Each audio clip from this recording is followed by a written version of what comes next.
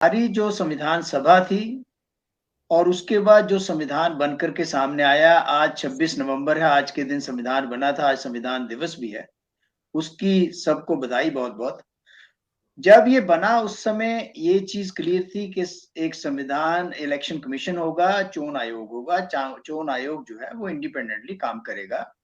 लेकिन चुनाव आयोग ज्यादातर इंडिपेंडेंट नहीं रहा।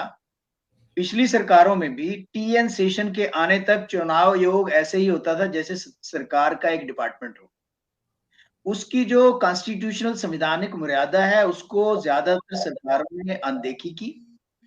और टीएन सेशन साहब के आने के बाद जैसे आपने भी कहा कि चुनाव आयोग को एक नया आयाम मिला। उन्होंने जिस तरह से काम किया और जिस तरह से चुनाव में रिफॉर्म्स वगैरह किए वो सारे सराहनीय हैं।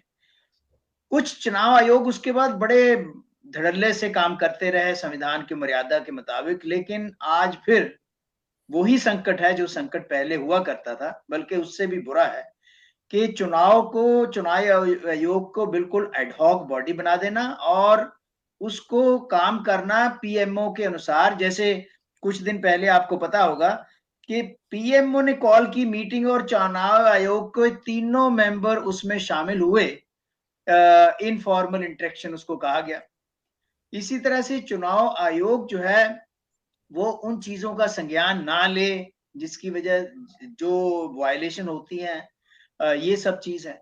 तो नेचुरली सुप्रीम कोर्ट को इसका संज्ञान लेना ही लेना था। दूसरी चीज ये है कि सुप्रीम कोर्ट के आगे पहले ही ये मामला लंबित है और उसमें ये बात कहना कि जी इलेक्शन कमीशन की अपॉइंटमेंट में सुप्रीम कोर्ट को इतना दखल ना दे, क्यों ना दे? क्योंकि हमारा संविधान एक चीज कहता है, चेक्स एंड बैलेंसेस।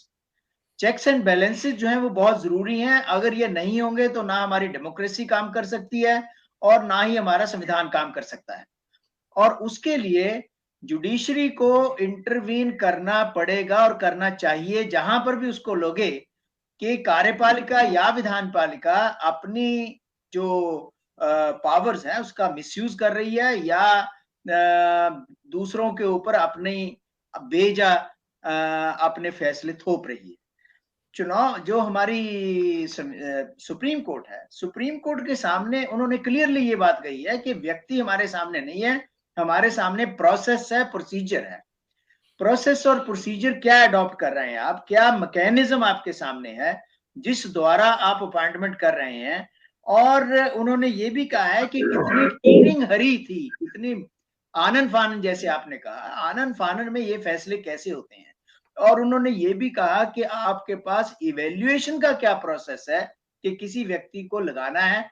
आपको कौन सा ख्वाब आया कि जी अरुण गोयल जो पंजाब केडर के आईएएस है उनको ही लगाना है? कोई आपने पैनल मांगा, कोई एक चीज और मैं इसमें ऐड करूंगा। बड़े सीनियर लीगल माइंड्स बैठे हुए हैं। लॉ कमीशन की रिकमेंडेशन थी 255वीं रिकमेंडेशन लॉ कमीशन की, जिसमें उन्होंने कहा कि एक कोलिजियम बनाई जाए।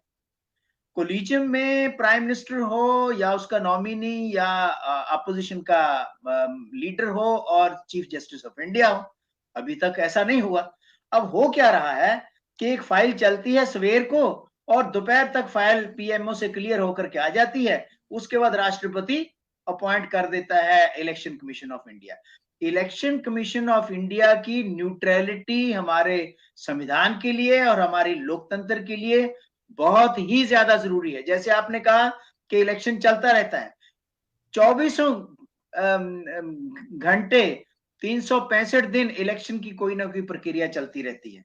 उस सिचुएशन में आप किसी ऐसे इलेक्शन कमीशन को कैसे अपॉइंट कर सकते हो जो किसी के सामने बोल ही ना सकता हो, या वो सरकार का एक स्पोक्समैन या नुमाइंदा या उनके हक में काम करने वाला लगे। आजकल ऐसा हो रहा है, बहुत सी जगह हमने देखा है कि इलेक्शन कमीशन के ऊपर उंगलियां कितनी उठाई गई हैं। फॉर एग्जाम्पल, इलेक्शन के दिनों में स्टेट्स के अंदर ईडी का, आईटी, इनकम टैक्स डिपार्टमेंट का छापे।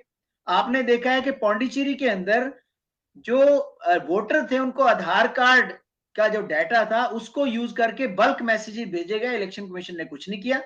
इलेक्शन कमीशन को हालांकि इस चीज का पता था। इसी तरह से हम देखते हैं कि कई पार्टियों के कैंडिडेट्स के कारों में ईवीएम मशीनें पकड़ी गई, लेकिन इलेक्शन कमीशन ने कुछ नहीं किया। प्राइम मिनिस्टर ने हमारी जो ये सिक्योरिटी फोर्सेस हैं उनके नाम के ऊपर वोट मांगे, इलेक्शन कमीशन ने क्लीन चिट दे दी।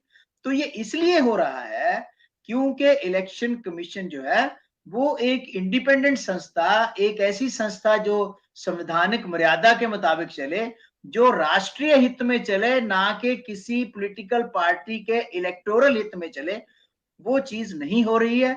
इसलिए इलेक्शन कमीशन ने ये संज्ञान, ये सुप्रीम कोर्ट ने ये संज्ञान लिया है, लिया जाना चाहिए और उसके ऊपर तुरंत कोई फैसला ऐसा होना चाहिए for all times to come कि भी इलेक्शन कमीशन की अपॉइंटमेंट जो है वो इस प्रोसीजर द्वारा होगी, ताकि कोई भी इसका दुरुपयोग ना कर सके, जैसे कि इस समय दिखाई पड़ रहा है कि हो रहा है।